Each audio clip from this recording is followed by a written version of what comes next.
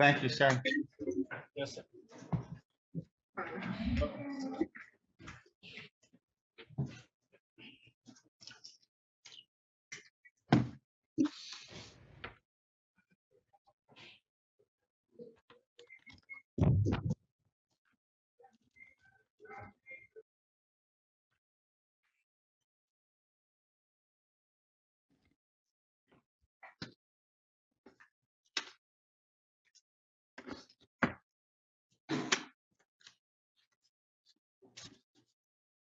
There's something being worked on.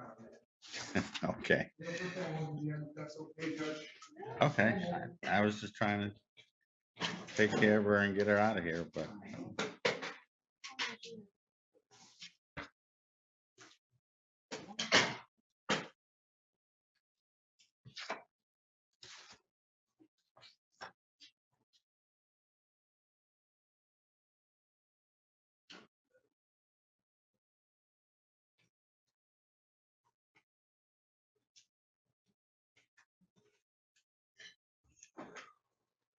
Oh, God.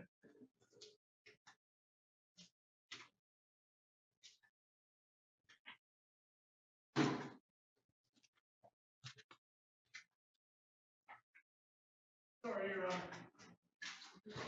okay. All right, this is case 22-060-852, State of Michigan versus DeMarcus Lamar Banks, counsel.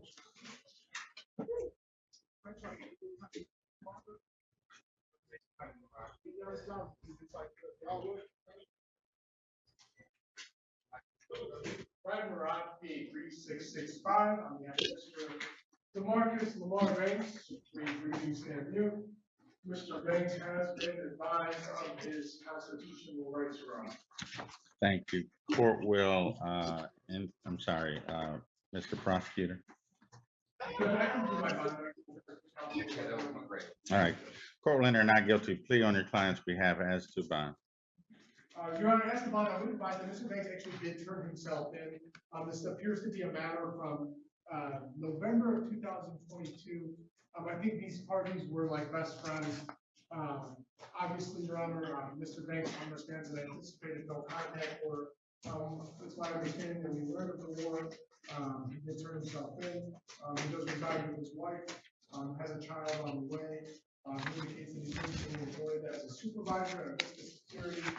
He needs a 2,000 a month judge to support the guidelines. I would ask the court to consider release on personal bond in this particular matter, because of the fact that he did in fact turn himself in, Your Honor. That he is within the guidelines.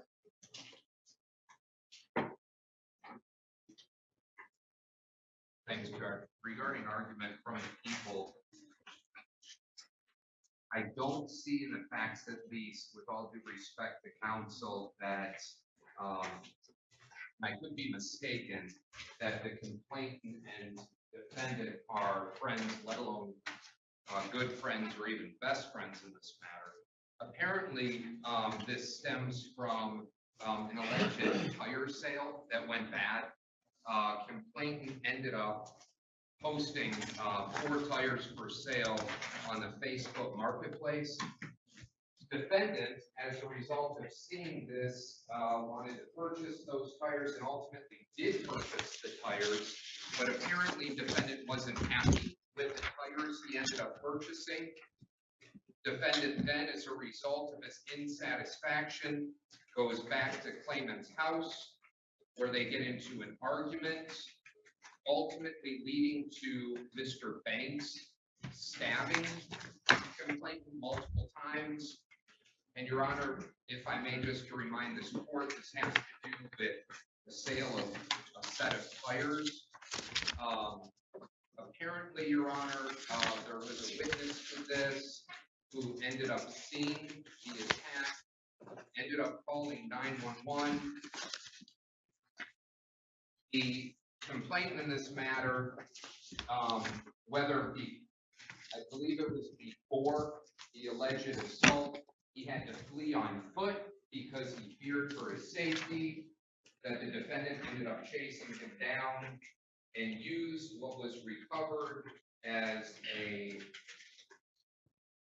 pocket knives.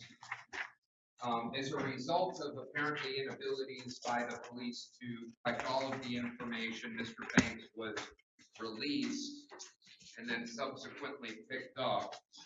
Now, Your Honor, on its face, this is assaultive in nature. We have weapons.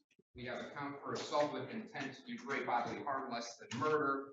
On top of that, however, Your Honor, we have multiple previous offenses by this defendant, including convictions for larceny, attempted breaking and entering, as well as a prisoner when he was spending time in jail possessing a weapon. As a result of the charge, defendant now is potentially, as a result of the enhancement, by defendant being a habitual offender, the offense could be a life offense for the defendant. Because of the severity of this, as well as everything else that people stated, including the assaultive nature, people will be asking for a $25,000, 10% cash surety bond, including restrictions regarding no contact with the claimant, no contact with the address where the incident took place. That should about do it from the people, Your Honor. I did have the opportunity to read this investigator's report.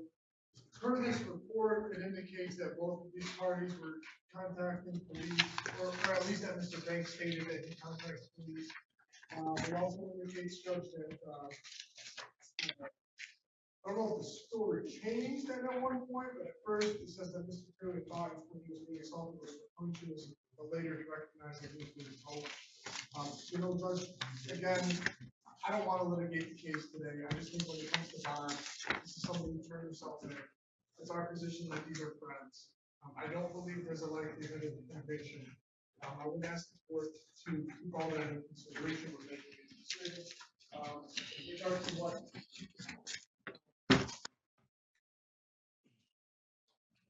Mr. Banks, Judge, again, he said this is security to the supervisor.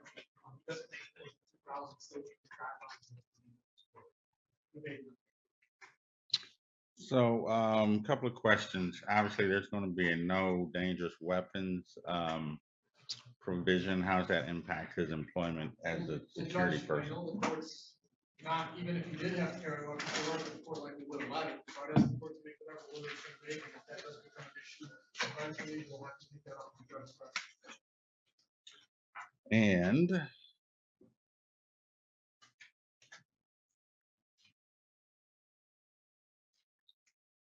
so we do have a assaultive matter here, 10-year felony without the enhancement. There is, of course, the enhancement mentioned by the prosecutor, and the kind of this is nonsense. You buy a set of used tires and then you go stab somebody allegedly because they weren't the right size. I don't know, it seems that this is something that should and could have been avoided in its entirety had the parties discussed the size of the tires, for instance, prior to the transaction. Nonetheless, court will set bond. Sir, while this case is pending, you are not to possess a firearm, a knife, or any other dangerous weapon. You're gonna have no contact with Mr. Taylor and no contact with the Sussex Street address. Yes, sir.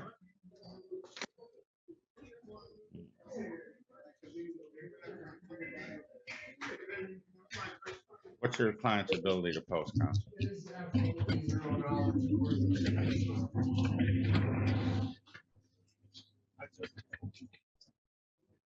I just made. I'm sorry. Hold on, I'm sure your attorney doesn't want you to say anything. Okay.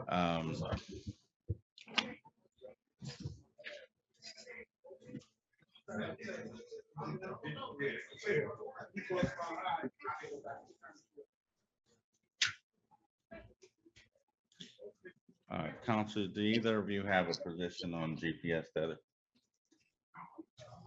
Judge, you know, if the court's gonna, if it's between cash bond and GPS tether, I have to ask for GPS tether, cash bond, because I know most of the money, of course, I asked for either, but that's not.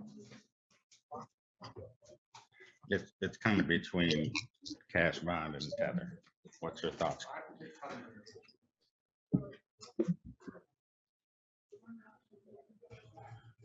Your Honor, I believe that people would be sticking to their previous request of the cash bond. I mean, if this court is so inclined to put both, however, I don't believe it would be willing to do so. The cash bond, I think, is appropriate in this matter. I believe that this is a situation that ended up taking a life of its own. But with the offenses and with the dangerous propensity of what the defendant showed for only a purchase of a set of tires, I believe at this time that people will accept.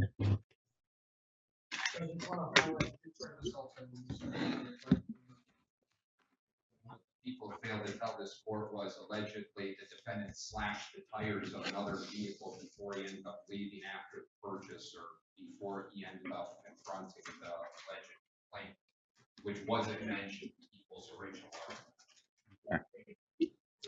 argument. Court's going to set bond 25,000, 10%, despite defendant having turned himself in.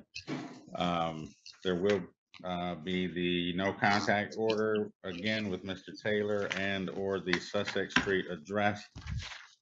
Counsel's indicated that's an unaffordable bond, so that'll give us a bond redetermination hearing on Monday, April 24. Further dates are April 28th, probable cause conference, and May the 5th, preliminary exam, both in front of Judge Giles here in 36th District Court. Thank you, sir. You can step aside. Thank you. Yep.